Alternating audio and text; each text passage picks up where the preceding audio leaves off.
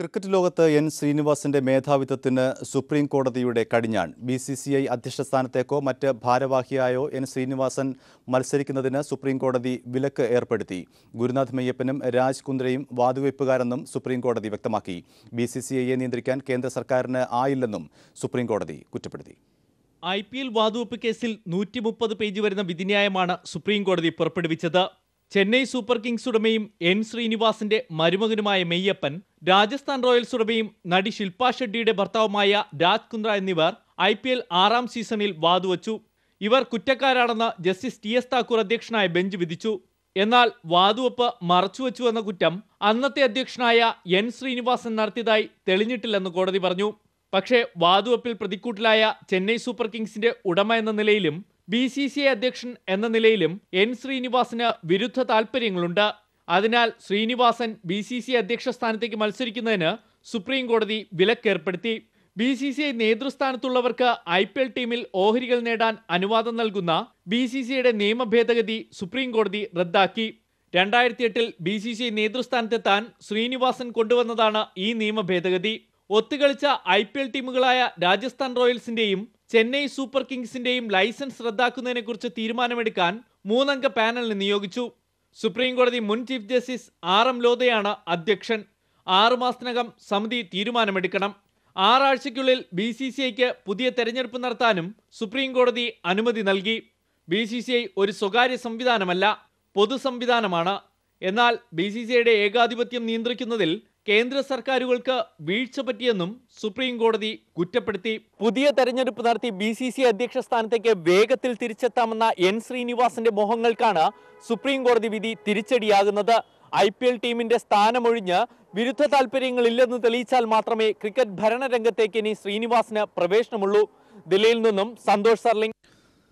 ബാർക്കോഴയിൽ മന്ത്രി KM മാണിയെ ബഹിഷ്കരിക്കാൻ LDF yoga തീരുമാനം. ഫെബ്രുവരി 3-ന് LDFിന്റെ നേതൃത്വത്തിൽ ബഹുജന മാർച്ച് സംഘടിപ്പിക്കും. ആരോപണങ്ങളിൽ ഉറച്ചുനിന്നാൽ ബിജു രമേശിന് പിന്തുണ നൽകുമെന്ന് LDF കൺവീനർ വൈക്കം വിശ്വൻ അറിയിച്ചു.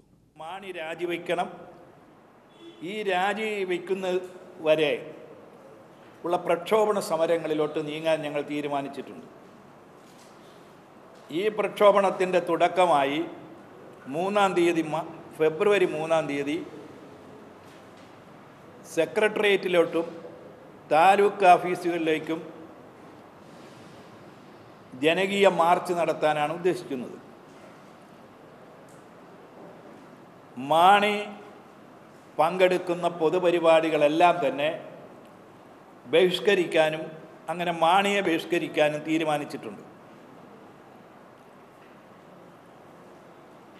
ഇതോടൊപ്പം ഫെബ്രുവരി മധ്യത്തോടു കൂടി ചേരുന്ന LDFിൻ്റെ സംസ്ഥാന കമ്മിറ്റി യോഗം ഒരു ദീർഘകാല പ്രക്ഷോഭണത്തെക്കുറിച്ച് ആലോചിക്കുന്നതാണ്. KM മാണിയെ പുറത്താക്കണമെന്നാവശ്യപ്പെട്ട് BJP ഈ മാസം 27-ന് ഹർത്താൽ നടത്തും. രാവിലെ 6 മണി മുതൽ വൈകിട്ട് 6 മണി വരെയാണ് ഹർത്താൽ. മാണിയെ പുറത്താക്കുന്നതുവരെ ശക്തമായ പോരാട്ടം തുടരുമെന്ന് BJP സംസ്ഥാന പ്രസിഡന്റ് V മുരളീധരൻ പറഞ്ഞു. സുരേഷ് ഗോപിയുമായി ചർച്ച നടത്തിയെന്നും ഉചിതമായ സമയത്ത് BJPയിലേക്കുള്ള വരവ് സുരേഷ് ഗോപി പ്രഖ്യാപിക്കുമെന്നും V മുരളീധരൻ തിരുവനന്തപുരത്ത് അറിയിച്ചു. 24-ാം തീയതി യുവമോർച്ച ആ സമരത്തിന് തുടക്കം കുറിക്കും. 27-ാം തീയതി KM മാണിയെ പുറത്താക്കുക, മന്ത്രിസഭ രാജിവെച്ച് ഇടക്കാല തെരഞ്ഞെടുപ്പിന് തീരുമാനമെടുക്കുക എന്നുള്ള ആവശ്യമുന്നയിച്ചുകൊണ്ട് ഭാരതീയ ജനതാ പാർട്ടി സംസ്ഥാന വ്യാപകമായിട്ട് ഹർത്താൽ ആചരിച്ച് പ്രതിഷേധം രേഖപ്പെടുത്തണമെന്ന് ജനങ്ങളോട് അഭ്യർത്ഥിക്കുകയാണ്. ഉചിതമായ സമയത്ത് അദ്ദേഹത്തിൻ്റെ തീരുമാനം അദ്ദേഹം പ്രഖ്യാപിക്കും എന്നുള്ളതാണ് ഞങ്ങൾ തമ്മിലുണ്ടാക്കിയിട്ടുള്ള ഒരു ധാരണ.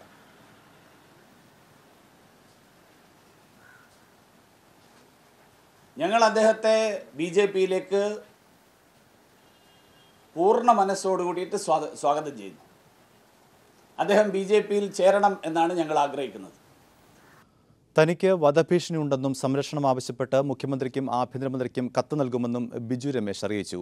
തിരുവനന്തപുരം വിജിലൻസ് ഓഫീസിൽ വീണ്ടും മൊഴി നൽകിയ ശേഷം മാധ്യമങ്ങളോട് സംസാരിക്കുകയായിരുന്നു ബിജു രമേശ്. അതേസമയം ഇന്നലെ വിജിലൻസിന് കൈമാറിയ CD അന്വേഷണ സംഘം പ്രത്യേക വിജിലൻസ് കോടതിയിൽ സമർപ്പിച്ചു. ഇന്നലെ കൈമാറിയ CD-യിലെ വിവരങ്ങൾക്ക് വ്യക്തത വരുത്താനാണ് വിജിലൻസ് അന്വേഷണ സംഘം ബിജു രമേശിനെ വീണ്ടും മൊഴിയെടുക്കാൻ വിളിച്ചു വരുത്തിയത്. പൂജപ്പുരയിലെ വിജിലൻസ് ഓഫീസിൽ ഉച്ചയ്ക്ക് 12:30 ആരംഭിച്ച മൊഴിയെടുപ്പ് 2:15 വരെ നീണ്ടു. തനിക്ക് വധഭീഷണിയുണ്ടെന്നും സംരക്ഷണം ആവശ്യപ്പെട്ട് മുഖ്യമന്ത്രിക്കും ആഭ്യന്തരമന്ത്രിക്കും കത്ത് നൽകുമെന്നും ബിജു രമേശ് മാധ്യമങ്ങളോട് പറഞ്ഞു. ഏറ്റവും കൂടുതൽ എവിഡൻസുകൾ എന്നിലുണ്ട് എന്നവർക്കറിയാം. അതുകൊണ്ട് എന്നെ എന്തെങ്കിലും സംഭവിക്കുന്നതിൽ സംരക്ഷണം തരാതിരിക്കുന്നത് അതുകൊണ്ടായിരിക്കാം. കാര്യം ഇത്രമാത്രം പ്രശ്നം ഞാൻ ആദ്യം തൊട്ട് പറയുന്നുണ്ട്, എനിക്ക് ഭീഷണിയുണ്ട് എന്ന് പറയുന്നു. ഞാൻ ഇന്ന് എന്തായാലും ഔദ്യോഗികമായി കത്ത് മുഖ്യമന്ത്രിക്കും ഹോം മിനിസ്റ്ററിനും കൊടുക്കാൻ തീരുമാനിച്ചിരിക്കുകയാണ്. തെളിവ് നശിപ്പിക്കാൻ ശ്രമം നടക്കുമെന്നതിനാൽ മൊഴിയെക്കുറിച്ചും സാക്ഷികളെക്കുറിച്ചുമുള്ള കാര്യങ്ങൾ പുറത്തു പറയില്ല. കൂടുതൽ തെളിവുകളടങ്ങിയ ഹാർഡ് ഡിസ്ക് അന്വേഷണ സംഘം ആവശ്യപ്പെട്ടെങ്കിലും നൽകാൻ തയ്യാറായില്ലെന്ന് ബിജു രമേശ് വ്യക്തമാക്കി. കോടതിക്കോ വിശ്വസ്തതയുള്ള ഏജൻസിക്കോ മാത്രമേ ഹാർഡ് ഡിസ്ക് നൽകുകയുള്ളൂ. കേസുമായി മുന്നോട്ടു പോകുമെന്നും അന്വേഷണത്തിൽ ഇടപെടൽ നടത്തിയാൽ CBI അന്വേഷണം ആവശ്യപ്പെടുമെന്നും ബിജു രമേശ് പറഞ്ഞു.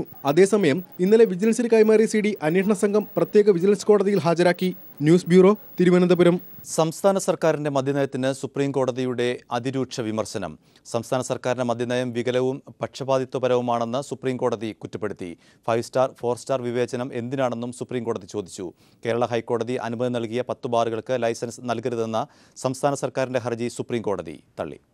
10 ബാറുകൾക്ക് ലൈസൻസ് അനുവദിച്ച ഹൈക്കോടതി ഉത്തരവിനെതിരെ സംസ്ഥാന സർക്കാർ സമർപ്പിച്ച ഹർജി തള്ളിയാണ് സുപ്രീം കോടതി മദ്യനയത്തിനെതിരെ അതിനിശ്ചിതമായി വിമർശനം ഉന്നയിച്ചത്. കേരള സർക്കാർ കൊണ്ടുവന്ന മദ്യനയം വികലമാണ്. പക്ഷപാതത്വപരമായ തീരുമാനങ്ങൾ നയത്തിലടങ്ങിയിരിക്കുന്നു. 5 സ്റ്റാർ ഹോട്ടലുകൾക്ക് ബാർ അനുവദിക്കുന്നു. അതേസമയം മറുവശത്ത് 4 സ്റ്റാർ ഉൾപ്പെടെയുള്ളവയ്ക്ക് ലൈസൻസ് നിഷേധിക്കുകയും ചെയ്യുന്നു. ഇത്തരത്തിൽ 5 സ്റ്റാർ 4 സ്റ്റാർ വിവേചനം എന്തിനാണ്, എവിടെയാണ് ഇങ്ങനെ നടക്കുന്നതെന്നും ജസ്റ്റിസ് രഞ്ജൻ ഗൊഗോയ് അധ്യക്ഷനായ ബെഞ്ച് ചോദിച്ചു. അത്ഭുതകരമായ കാര്യങ്ങളാണ് കേരളത്തിൽ നിന്നും കേൾക്കുന്നത്. മദ്യനയത്തിന്റെ പേരിൽ ഓരോ ദിവസവും ഓരോ കാര്യങ്ങൾ ചൂണ്ടിക്കാട്ടി ഇടക്കാല ഉത്തരവിനായി കേരളം എത്തുന്നുണ്ട്. ഇത് അംഗീകരിക്കാനാകില്ല. കേരള ഹൈക്കോടതി അനുമതി നൽകിയ 10 ബാറുകൾക്കും ആദ്യം ലൈസൻസ് അനുവദിക്കാൻ കേരളത്തോട് സുപ്രീം കോടതി ഉത്തരവിട്ടു. അതിനുശേഷം ആവശ്യമെങ്കിൽ ഹൈക്കോടതി ഡിവിഷൻ ബെഞ്ചിൽ അപ്പീൽ പോകാമെന്നും സുപ്രീം കോടതി വ്യക്തമാക്കി. എന്തായാലും പക്ഷപാതിത്വപരമായ നയത്തിന്റെ അടിസ്ഥാനത്തിൽ ബാറുകൾക്ക് ലൈസൻസ് നിഷേധിക്കാനാകില്ല. നിലവാരമില്ലാത്തതെന്ന് കണ്ട് സംസ്ഥാന സർക്കാർ ലൈസൻസ് റദ്ദാക്കിയ 4 ബാറുകൾ ഉൾപ്പെടെ 9 3 സ്റ്റാർ ഹോട്ടലുകൾക്കും 1 4 സ്റ്റാർ ഹോട്ടലിനുമാണ് ലൈസൻസ് അനുവദിക്കാൻ സുപ്രീം കോടതി ഉത്തരവിട്ടത്. Santhosh സർലിംഗ്, news bureau, Delhi. Bar കോഴക്കേസിന്റെ അന്വേഷണത്തിൽ അപാകതയുണ്ടെങ്കിൽ ഇടപെടുമെന്ന് ഹൈക്കോടതി. അന്വേഷണം പ്രാരംഭഘട്ടത്തിലായതിനാൽ ഇപ്പോൾ ഇടപെടുന്നില്ലെന്ന് വ്യക്തമാക്കിയ കോടതി വിശദമായ വാദത്തിനായി ഹർജി വീണ്ടും പരിഗണിക്കും. ധനമന്ത്രി KM മാണി ഉൾപ്പെട്ട ബാർ കോഴക്കേസിന്റെ അന്വേഷണത്തിൽ ഹൈക്കോടതി ഇടപെടണമെന്നാവശ്യപ്പെട്ട് Kerala Anti Corruption and Human Rights Protection Council സമർപ്പിച്ച ഹർജി പരിഗണിച്ചുകൊണ്ടാണ് നിലവിലെ സാഹചര്യത്തിൽ കോടതി ഇടപെടേണ്ടതില്ലെന്ന് ജസ്റ്റിസ് P. ഉബൈദ് വ്യക്തമാക്കിയത്. അന്വേഷണം പ്രാരംഭഘട്ടത്തിലാണെന്നതിനാൽ അപാകതയുണ്ടെങ്കിൽ നിയമസാധുതയനുസരിച്ച് പിന്നീട് ഇടപെടുമെന്നും കോടതി അറിയിച്ചു. മന്ത്രി ഉൾപ്പെട്ടതിനാൽ കോടതി മേൽനോട്ടം വേണമെന്ന് നിർബന്ധമില്ലെന്നും കോടതി നിരീക്ഷിച്ചു. അതേസമയം അന്വേഷണം പുരോഗമിക്കവേ ഹർജി തള്ളണമെന്നായിരുന്നു സർക്കാരിന് വേണ്ടി ഹാജരായ അഡ്വക്കേറ്റ് ജനറൽ KP ദണ്ഡപാണി ആവശ്യപ്പെട്ടത്. നേരത്തെ സമാന വാദം ഉന്നയിച്ചുള്ള ഹർജി acting chief justice Ashok Bhushan അടങ്ങിയ ഡിവിഷൻ ബെഞ്ച് തള്ളിയ കാര്യം AG കോടതിയെ ഓർമ്മിപ്പിച്ചു. എന്നാൽ അന്വേഷണത്തിൽ അപാകത വ്യക്തമാകുന്ന മുറയ്ക്ക് ഇടപെടുമെന്നറിയിച്ച കോടതി ഹർജി അടുത്ത മാസം വീണ്ടും പരിഗണിക്കും. News bureau, Kochi. CPIM Thrissur ജില്ലാ സമ്മേളനം ഇരിങ്ങാലക്കുടയിൽ ആരംഭിച്ചു. ടൗൺഹാളിൽ PR ചന്ദ്രനഗറിൽ പ്രതിനിധി സമ്മേളനം CPIM സംസ്ഥാന സെക്രട്ടറി പിണറായി വിജയൻ ഉദ്ഘാടനം ചെയ്തു. ഇരിങ്ങാലക്കുട ടൗൺഹാളിൽ തയ്യാറാക്കിയ PR ചന്ദ്രനഗറിൽ സമ്മേളന രജിസ്ട്രേഷന് ശേഷം തൃശൂർ ജില്ലയിലെ മുതിർന്ന CPM നേതാവ് A. പത്മനാഭൻ പതാക ഉയർത്തി. പ്രതിനിധികളായെത്തിയ 385 പേർ രക്തസാക്ഷി മണ്ഡപത്തിൽ പുഷ്പാർച്ചന നടത്തി. ഇതോടെ 3 നാൾ നീണ്ടുനിൽക്കുന്ന പ്രതിനിധി സമ്മേളനത്തിന് തുടക്കമായി.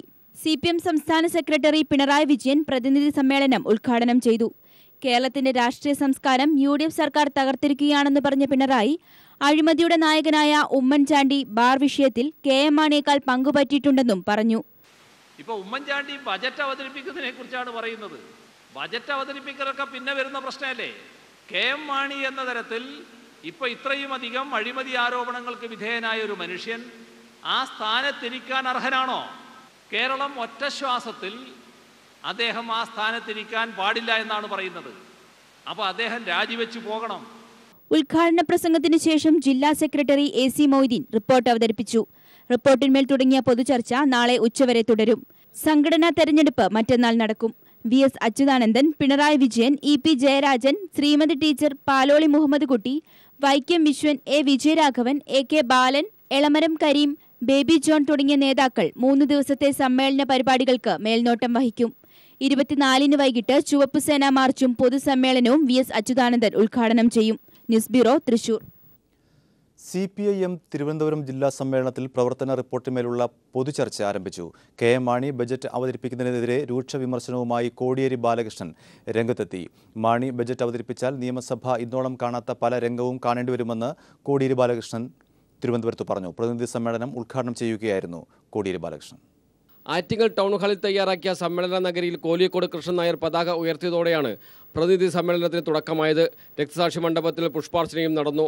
തുടർന്ന് സമ്മേളനം പോളിറ്റ് ബ്യൂറോ അംഗം കോടിയേരി ബാലകൃഷ്ണൻ ഉദ്ഘാടനം ചെയ്തു. ബാർ കോഴക്കേസിൽ പ്രതിയായ മന്ത്രി KM മാണി വീണ്ടും ബജറ്റ് അവതരിപ്പിച്ചാൽ നിയമസഭ ഇതുവരെ കാണാത്ത സംഭവങ്ങൾ ഉണ്ടാകുമെന്ന് പ്രതിപക്ഷ ഉപനേതാവ് കൂടിയായ കോടിയേരി ബാലകൃഷ്ണൻ പറഞ്ഞു. ഈ വർഷത്തെ ബഡ്ജറ്റ് അവതരിപ്പിക്കാനുള്ള ധാർമ്മികമായ അവകാശം KM മാണിക്കില്ല. അതുകൊണ്ട് KM മാണിയാണ് അടുത്ത ബഡ്ജറ്റ് അവതരണവുമായി നിയമസഭയെ സമീപിക്കുന്നതെങ്കിൽ ഇതുവരെ കാണാത്ത രംഗങ്ങൾ ഉമ്മൻചാണ്ടി കേരള നിയമസഭയിൽ കാണേണ്ടതായിട്ട് വരും. ഉമ്മൻചാണ്ടി ഓർക്കണം. കഴിഞ്ഞ 3 വർഷക്കാലം തിരുവനന്തപുരം ജില്ലയിൽ നടത്തിയ സമര സംഘടനാ പ്രവർത്തനങ്ങളെക്കുറിച്ചുള്ള റിപ്പോർട്ട് ജില്ലാ സെക്രട്ടറി കടകംപള്ളി സുരേന്ദ്രൻ സമ്മേളനത്തിൽ അവതരിപ്പിച്ചു. നെയ്യാറ്റിങ്കര ഉപതെരഞ്ഞെടുപ്പിലും ലോക്സഭാ തെരഞ്ഞെടുപ്പിലും LDF സ്ഥാനാർത്ഥി തോൽക്കാനിടയായ സാഹചര്യം റിപ്പോർട്ട് വിലയിരുത്തുന്നു. വർഗ ബഹുജന സംഘടനകളുടെ പ്രവർത്തനവും സ്വയം വിമർശനപരമായി പ്രവർത്തന റിപ്പോർട്ട് പരിശോധിക്കുന്നു. പ്രവർത്തന റിപ്പോർട്ടിനെക്കുറിച്ചുള്ള പൊതുചർച്ച ഇന്ന് ആരംഭിച്ചു. നാളെ വൈകുന്നേരം പൊതുചർച്ചയ്ക്ക് മറുപടി പറയും. ശനിയാഴ്ച പുതിയ ജില്ലാ കമ്മിറ്റിയെയും ജില്ലാ സെക്രട്ടറിയെയും തെരഞ്ഞെടുക്കും. തുടർന്ന് ബഹുജന റാലിയോടെ സമ്മേളനം സമാപിക്കും. News bureau, Thiruvananthapuram. ഫാത്തിമ ഗോൾഡിന്റെ 3ാമത്തെ ഷോറൂമിന്റെ ഉദ്ഘാടനം മട്ടന്നൂരിൽ പാണക്കാട് സയ്യിദ് ഹൈദരലി ശിഹാബ് തങ്ങൾ നിർവഹിച്ചു. ഡയമണ്ട് വിഭാഗത്തിന്റെ ഉദ്ഘാടനം സയ്യിദ് അസ്ലം തങ്ങളും കിഡ്സ് വിഭാഗത്തിന്റെ ഉദ്ഘാടനം മുഹമ്മദ് മൗലവി ഇളമ്പാറയും നിർവഹിച്ചു. വാച്ച് സെഷൻ നഗരസഭാ ചെയർമാൻ K. ഭാസ്കരൻ മാസ്റ്റർ ഉദ്ഘാടനം ചെയ്തു. Fathima gold managing director doctor Muhammad Rafi, chairman Muhammad Haji, marketing MD Muhammad Kunhi KV തുടങ്ങിയവർ പങ്കെടുത്തു.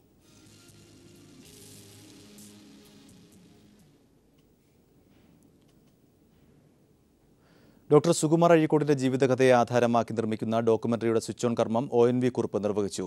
വാഗ്മി തപസ്സിലെ ഭീഷ്മാചാര്യൻ എന്ന പേരിൽ സുകുമാർ അഴീക്കോട് ട്രസ്റ്റ് നിർമ്മിക്കുന്ന ഡോക്യുമെന്ററി അഭിലാഷ് രാഘവനാണ് സംവിധാനം ചെയ്യുന്നത്. തിരുവനന്തപുരത്ത് ONV കുറുപ്പിന്റെ വീട്ടിൽ നടന്ന ചടങ്ങ് സാംസ്കാരിക മന്ത്രി KC ജോസഫ് ഉദ്ഘാടനം ചെയ്തു. തൃശൂരിലെ അമ്പൂരിയിൽ കുട്ടിയെ തട്ടിക്കൊണ്ടുപോയ സംഭവത്തിൽ പ്രതികൾ പിടിയിൽ. അയൽക്കാർ ഉൾപ്പെടെയുള്ള 5 പേരാണ് പിടിയിലായത്. അത്താണിയിൽ നിന്നാണ് കുട്ടിയെ മോചിപ്പിച്ചത്.